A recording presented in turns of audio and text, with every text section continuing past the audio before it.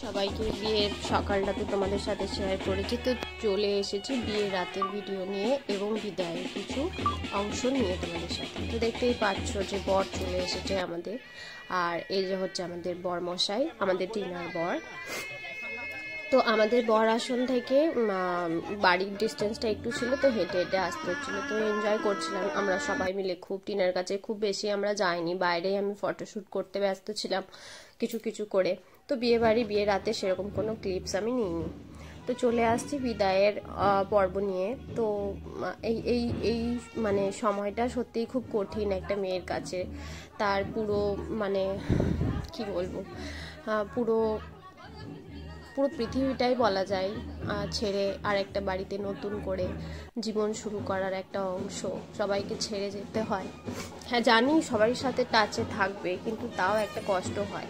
তো টিনা আমার মানে প্রথম থেকে অনেকটাই কান্না চেপে রাখার চেষ্টা করছিল, বাট ও পারেনি, শেষ পর্যন্ত ও কেঁদেই ফেলেছিল।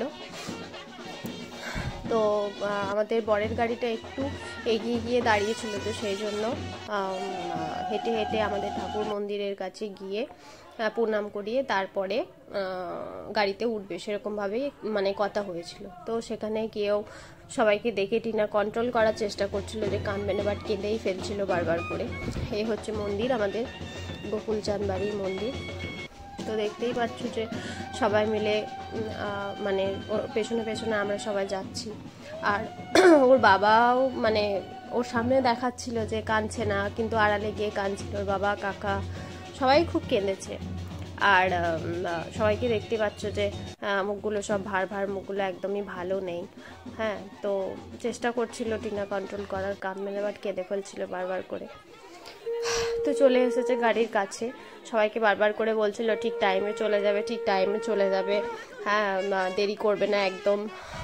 তো টিনার বিয়েতে আমরা সত্যি করেই সবাই বিয়ের রাতে খুব মজা করেছি। পরের দিনে আবার সরস্বতী পুজো ছিল। তো টিনার বিয়ের পরের দিনে মানে বৌভাতের দিনে, তো যেদিনকে বিদায় হচ্ছে তার পরের দিনে সরস্বতী পুজো ছিল। তো তার একটা প্রিপারেশন ছিল আমার।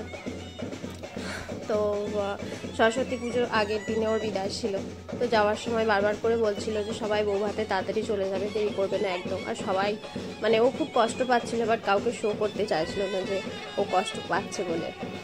তো গাড়িতে উঠে যে একটা রিচুয়ালস হয় না, যে যে যে কনকাঞ্জলি না কি বলে, চাল ছুঁড়ে সে বলতে হয় না যে মা আমি তোমার ঋণ শোধ করলাম, কিনা সেটা বলেনি।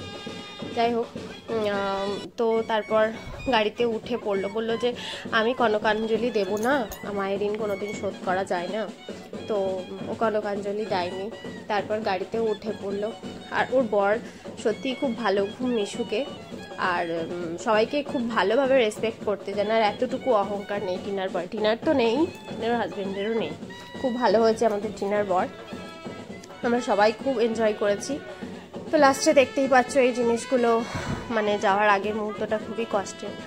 আমি মানে আমার এরকম সিচুয়েশন আসেনি, কিন্তু আই ক্যান ফিল ইট, ঠিক আছে। তো মানে অনুভব করাই যায় যে কতটা কষ্ট হয়। সে তো আমিও এসেছি, তাই না?